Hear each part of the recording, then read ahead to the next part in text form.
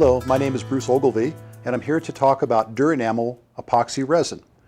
Durenamel is an alternative product to traditional glass enamel. It allows you to put color onto many surfaces that you could no longer do with glass enamel. Things such as wood, shell, pewter, bronze clay, metal clays, and any other metal product. The example that I have here is a keychain that was decorated using green and orange. You'll notice that the surface is nice and smooth and highly polished. This is what Durenamel was designed to accomplish. The advantage of using Durenamel is you can do all the colors simultaneously. You don't have to worry about what metal it's going on or what surface it's going on, and it is compatible with the Coloris family of colors and accessories.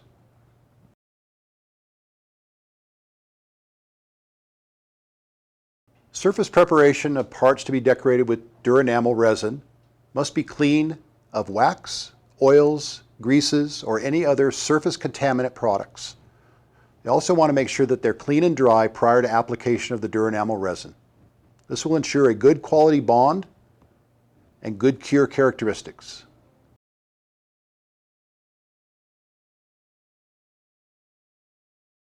Durenamel resin has to be weighed in order to get the proper ratio. The technique for doing so is to place your mixing cup on a gram scale, either a digital or balance beam scale, and hit the tare button or zero out the cup. The next step is to add the colored resin .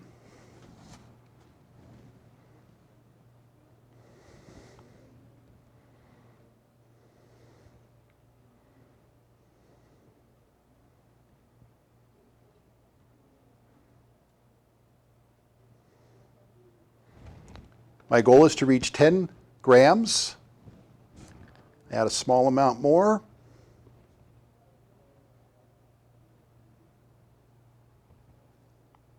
Okay, there's my 10 grams of color. And to that I'm going to add 5 grams of hardener. This is going to give me a total mixture of 15 grams. So that is a 2-to-1 ratio. 2 parts of colored resin to 1 part of hardener.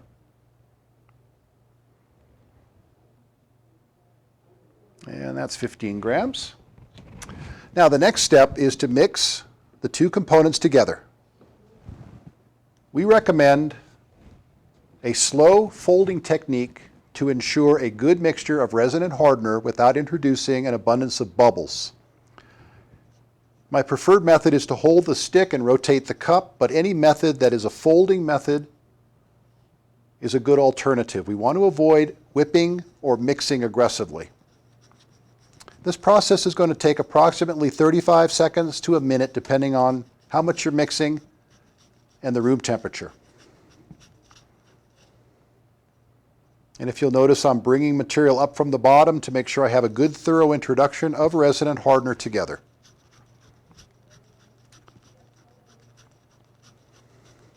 Now the reason this is important is that these 2 items are going to combine together to form a long chain polymer that will cure into the Durenamel product. So we want to make sure that we have a good, complete introduction of the resin and hardener.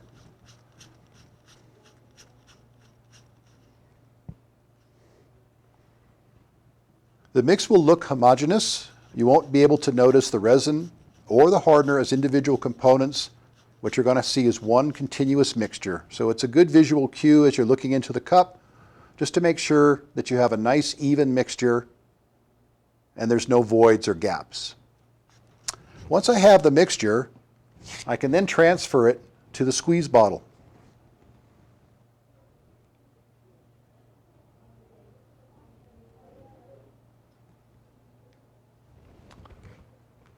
I then attach the needle cap and the needle, and I'm now ready to apply to the surface of the item to be decorated. The technique for applying Durenamel is the same technique for applying Coloris. You want to outline the piece to be colored first and then fill to the middle.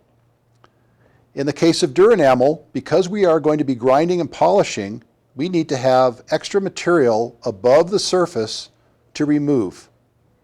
So as I'm filling this, I want to make sure that I add enough material that I have a little bump on top so that when I go back to sand and polish, I have extra material to remove.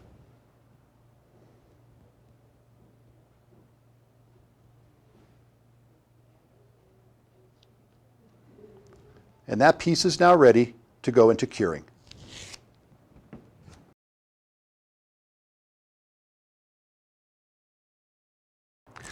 Curing Durenamel resin is slightly different than curing epoxies of other types such as Coloris or Raindrop. Durenamel product must be heat cured. The reason for this is we want a good hard finish that will stand up to grinding and polishing as secondary operations. We recommend using a toaster oven or a heat lamp with a temperature of 130 degrees for 3 hours. Please don't exceed the 130 degree temperature maximum because that will cause a shift in the color or the possibility that the piece will not cure properly or will peel during sanding and finishing. Once you have the piece cured, you can take it back from the oven or under the heat lamp and let it cool to room temperature. The secondary processing is going to be a wet sand using 800 grit or finer paper to make the initial cut. A gentle motion of the paper will cut the resin quickly and down to surface level. Once you have the level that you desire, then you want to go to the polishing wheel and using a green zam or Fabulister compound, transfer that compound to your muslin cloth wheel and gently polish the surface of the Durenamel product. Excessive pressure or heat during this process will cause smearing and force you to have to redo the piece entirely. The problems that you're likely to encounter with Durenamel, the most likely problem is going to be entrapped bubbles. And this is a byproduct of aggressive mixing. So as I alluded to earlier, you want to make sure that you use a gentle folding motion when blending the resin and hardener together to prevent the inclusion of additional air. Also, if you overheat the resin during the curing process, you run the risk of bubbling and peeling, or possibly even smearing of the resin during the final sanding and polishing operation.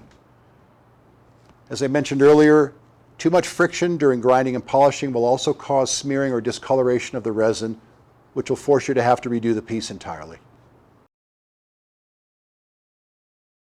Durenamel cleanup and general housekeeping issues are important to getting good, clean parts repetitively.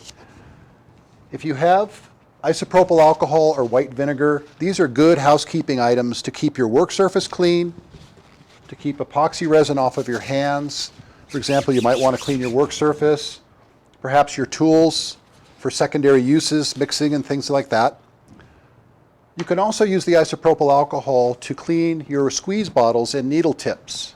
The first procedure is to dump out the excess material that you didn't use.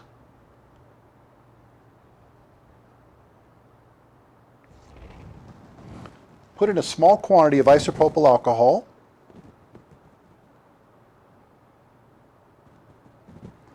Reattach the needle cap and the needle.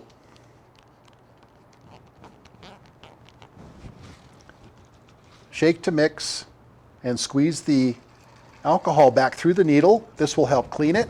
You can now detach the needle and set it aside. The needle cap as well. Dump out the extra material into your cup.